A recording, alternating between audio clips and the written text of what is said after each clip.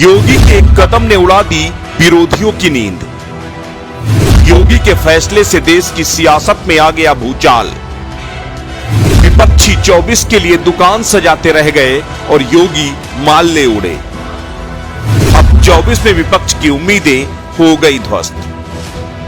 BJP के भी कई नेताओं की रात की नींदें उड़ गई। लेकिन नागपुर से योगी को मिला message, well done and keep it up. 36 घंटों में उत्तर प्रदेश की सियासत का नक्शा बदल गया। योगी आदित्यनाथ के एक कदम ने देश की सियासत में भूचाल ला दिया।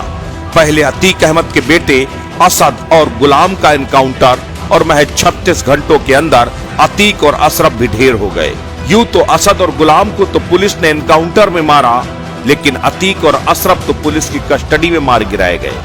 बावजूद इसके दोनों घटनाओं में डंका अगर किसी का बजा तो वो उत्तर प्रदेश के मुख्यमंत्री योगी आदित्यनाथ हैं। देश तो देश, दुनिया भर में योगी आदित्यनाथ के इस रूप को लेकर चर्चाएं हैं। पाकिस्तान दहशत में है। चीन में लोग अब योगी आदित्यनाथ की चर्चा कर रहे हैं। सऊदी अरब से लेकर नेपाल तक योगी योगी हो रहा है। एक तरफ दिल्ली के मुख्यमंत्री अरविंद केजरीवाल से सीबीआई पूछताछ कर रही थी, लेकिन टीवी स्क्रीन से अरविंद केजरीवाल की खबर गायब थी। इस दौरान प्रधानमंत्री नरेंद्र मोदी और गृह मंत्री अमित शाह न जाने कितनी बड़ी बड़ी बैठकें जनसभाओं को संबोधित कर रहे थे, लेकिन स्क्रीन से खबर गायब थी। नेशनल मीडिया से लेकर रीजनल मीडिया तक हर तरफ सिर्फ एक ही नाम चर्चा में था।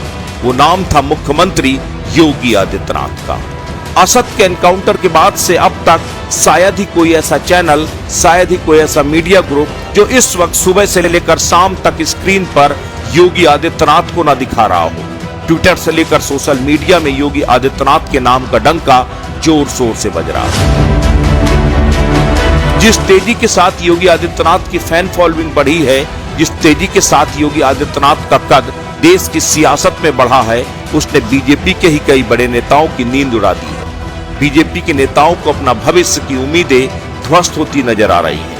2024 के लिए भले ही प्रधानमंत्री का चेहरा नरेंद्र मोदी के तौर पर सामने आ रहा हो, लेकिन हकीकत यह है कि देश में अब एक नई बहस छिड़ गई है कि क्या मोदी की तर्ज पर अब योगी देश की सियासत का विकल्प बनने जा रहे हैं। क्या मोदी का रिप्लेसमेंट अब योगी तैयार हो चुके हैं।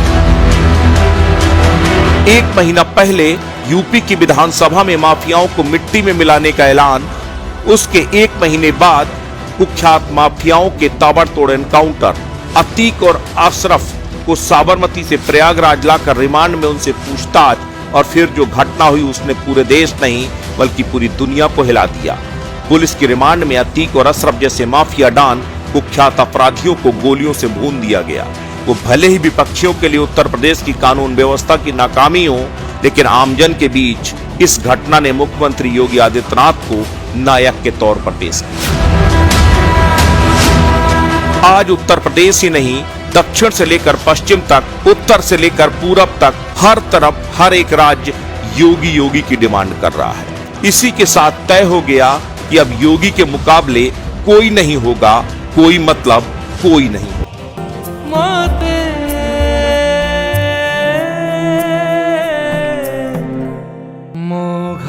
साई सबुरी हॉस्पिटल बालकाटी भुवनेश्वर। एबे आज ही आसंतु आपण चाहूथिबा मन लागी संपूर्ण आवासिक स्कूल टीएससी गुरुकुल गोठपाटण भुवनेश्वर।